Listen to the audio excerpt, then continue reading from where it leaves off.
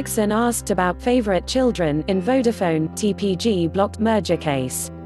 The final day of Week 2 of the Australian Competition and Consumer Commission's ACCC battle with Vodafone and TPG over their proposed merger started with some legal procedural tango, as alleged errors in the affidavit of Friday's first witness, Ericsson's Nicholas Bromhead, were reviewed.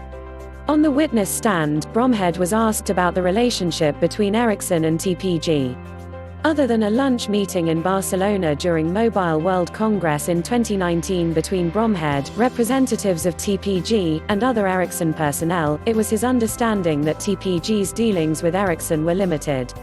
Another question from Vodafone's counsel, Dr. Ruth Higgins QC, postulated that TPG was concerned it might have been at a disadvantage given Ericsson's long-standing relationship with Telstra, a connection that goes back over 100 years, he said.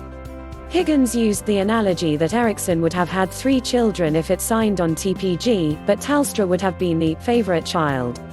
Bromhead countered this assertion, saying that as a parent, Ericsson would have loved all of those children equally but differently, with each child being unique and having their own special needs.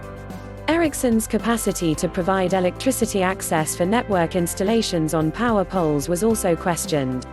An affidavit from an expert, who will appear later in the matter, allegedly contradicts some of the data provided by Bromhead. See also, Ericsson and Telstra make standalone 5G call. The court was then cleared for part of the session as highly confidential documents from Telstra were discussed. On resumption, Higgins resumed questioning around the now abandoned small cell network deployment and the effects of the ban against Huawei equipment on Ericsson's business. In addition to the power issue that was discussed earlier in the session, Higgins asked Bromhead whether antenna size was a factor for installations on utility poles.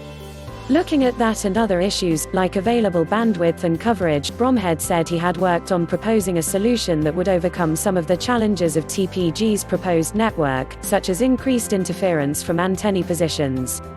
Bromhead explained that interference management is done according to a set of standards that are implemented using proprietary algorithms by different vendors. So the way Ericsson handles interference, according to Bromhead, differs from Huawei's approach, and this would affect network performance.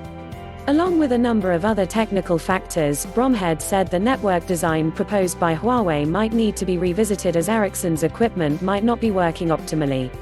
Higgins then moved on to questioning regarding how Spectrum delivers performance. Higgins put it to Bromhead that Spectrum would add more capacity. But she also suggested that this was not a factor in determining how many users could have potentially connected to TPG's proposed network. Bromhead argued strongly against this, however, saying capacity, spectrum, and performance were all related. The cross-examination by Higgins became more forceful as she alleged Bromhead had not thoroughly read all of the emails and other evidence attached to his affidavit. Justice Middleton gave Bromhead an opportunity to read parts of his affidavit again and answer some questions from the bench. The questioning continued with Higgins clinically dissecting Bromhead's affidavits and asking pointed questions about whose advice he was taking. He was unable to recall who provided him with information, and questioning the basis of significant sections of his evidence. For more updates, subscribe and share this video.